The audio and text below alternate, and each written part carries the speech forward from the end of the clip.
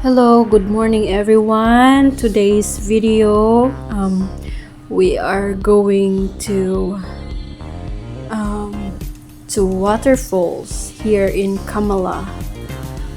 Okay, kasi yung friend ko gusto niyang kumuha ng tubig doon kasi daw yung tubig daw sa sa bundok parang gamot na din yon, parang may alkaline pa ba kasi yung iniinom natin wala ng alkaline, sabi niya. So yeah, kailangan nating pumunta, kailangan natin siyang samahan. Let's go.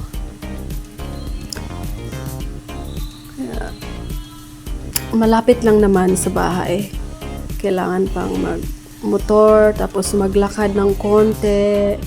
Tapos ang sarap dito guys. Look, madaming jackfruits. Tapos nahuhulog lang sila. Ang saya-saya pag nasa bundok kasi sobrang fresh yung hangin. Yan, pagod na yung friend ko, kakalakad. Ang ganda talaga dito. Kaya minsan din sa sobrang busy natin sa work, kailangan din natin lumabas para naman tayo ng fresh na hangin. Lakad-lakad lang sa tubig, ang sarap talaga.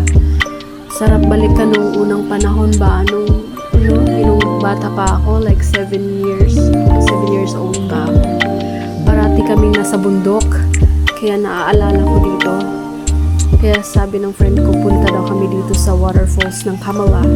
Sobrang ganda dito. As in guys, sobrang ganda. Look, pwede maligo dito. Tapos kumain, magdala kayo ng pagkain dito.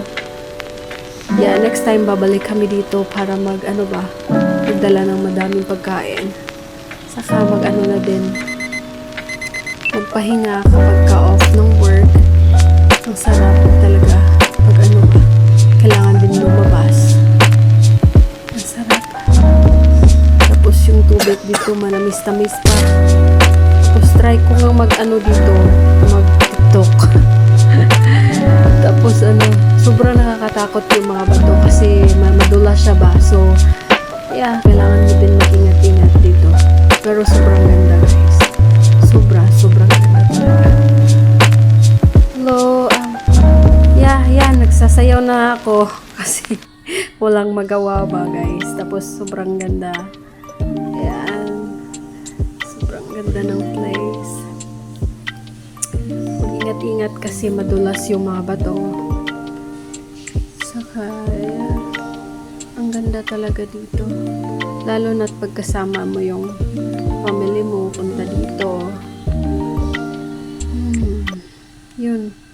At try ko ngang inumin yung tubig. Manamis-tamis pa siya guys. Sobrang ganda dito. Thank you so much guys for watching. Pauwi na din kami. Thank you. God bless everyone.